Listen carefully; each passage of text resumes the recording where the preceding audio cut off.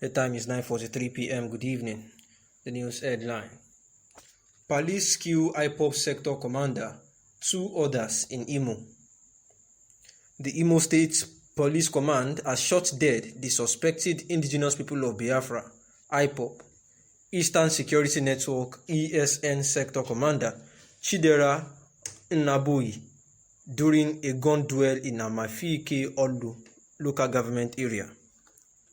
Nnabuyi, aka Dragon, the Olu sector commander, was killed with 2 other members of the group when the command's tactical team stormed their hideout in an uncompleted building in the valley at Essential Home, popularly known as Imbuka, in Amafiike Olu local government area of Imo State.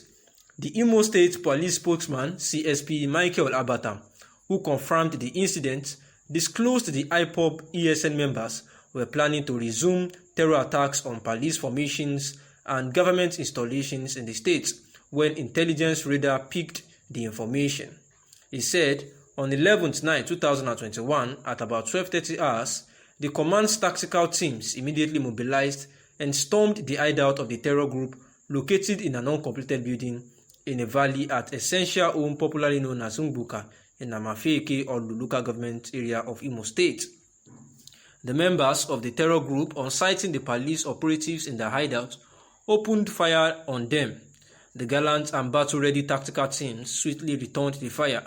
In the gun duel, 3 of the hoodlums, namely Chidera Nnabuyi, the Olu sector commander of Ipob ESN aka Dragon, a native of Umuala Amafieke in Olu local government area, and 2 others with aka JJ and Dadawa, both natives of Wazara in Ebonyi State, were neutralized. However, he said Emeka Sunday, 20 years of Anike in Wazara local government area of Ebonyi State, and Atoni Okeke, 44, of Umuala Amafieke Olu local government area of Imo, were arrested while others escaped with the bush into the bush with bullet wounds. So many have questioned, how do these weapons get their hands? Number 3 says that the terrorists appear in military camouflage during operation, which makes it difficult to identify them. And according to reports, the terrorists always disguise in military camouflage, which makes them gain easy penetration, and that is so deceitful. And these are the facts, and the analysis is quite simple because the present security situation of the country is very annoying and worrisome, because the activities of these bandits and terrorists in the country have been a very big challenge to the Buhari-led administration. And even at his visit to Imo State of recent, he still mentioned that security aspect, saying that it is one of the foremost thing that is of concern to him, that that if there is no peace in a particular place, that no matter the initiative that the administration has, so far there is no peace there, it will be so difficult for them to achieve the heights of those initiatives, and that the security issue has been a very serious one for him for quite a while now. And there have been records of serious attacks by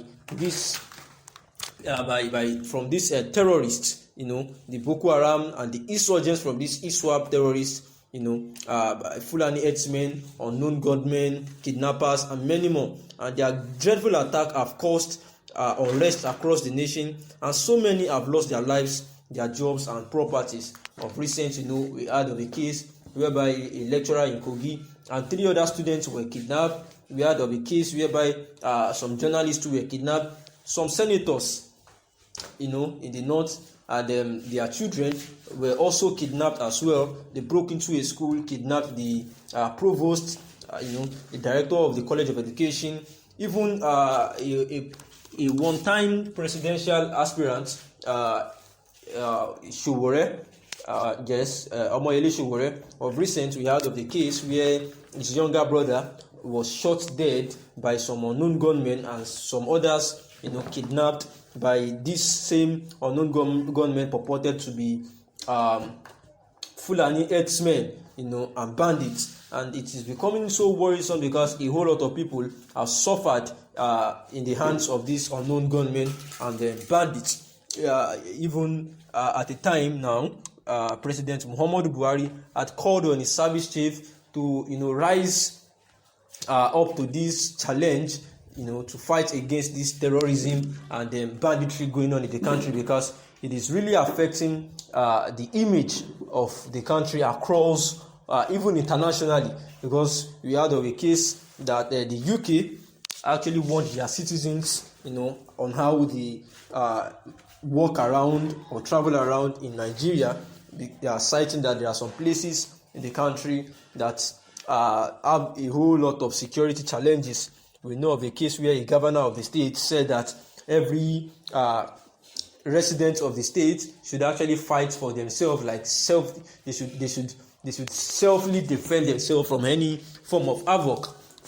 And we had a governor of Katsina State where he said that he knows that those people that are doing this are Fulani people just like him, and all these things are happening because of different issues that are bothering about the insecurity in the country. One can imagine how 38 persons will be buried in a day.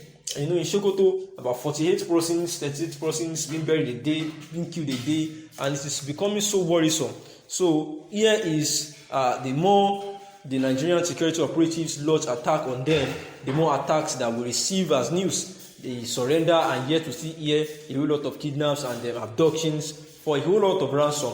And this insurgency even dare the security formation by launching attack at their camps, and even put down a military jet and Nigerian weapons and more. And President Muhammadu Buhari and his men are really trying their best to restore peace in Nigeria, but there are some reasons that this writer says that have made these terrorist bandits formidable for the security agencies to catch up with. And perhaps if they look into these three things said by this writer, there might be a consequent change that would bring about peace in the country. Although while some people have advised that there should be a national dialogue, that there should be a dialogue between the bandits, just like Gumi advised, between them.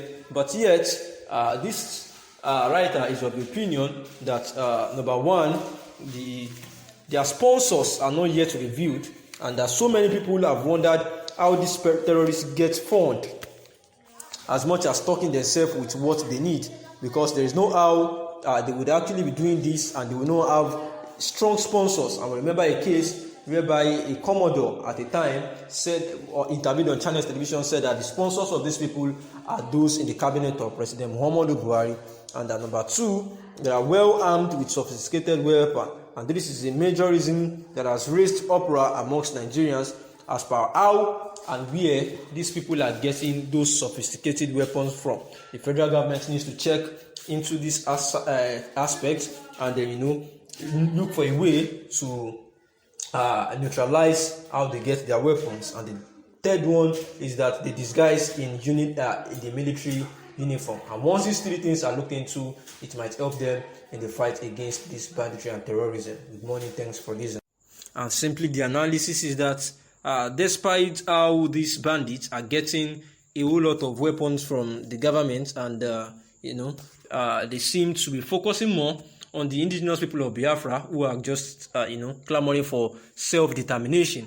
And now the fight between the Imo State Police Command and the indigenous people of Biafra, most especially the Eastern Security Network of the Ipob, they went into a gun duel, and the team leaders of the Ipob in the gun duel with the tactical teams of the police on 11/9/2021 at about 12:30 hours, they stormed into their hideout, and they killed the popular leader, or popularly known as Ubuka, among several others. Time is 9:46 p.m. Thanks for listening. Good evening.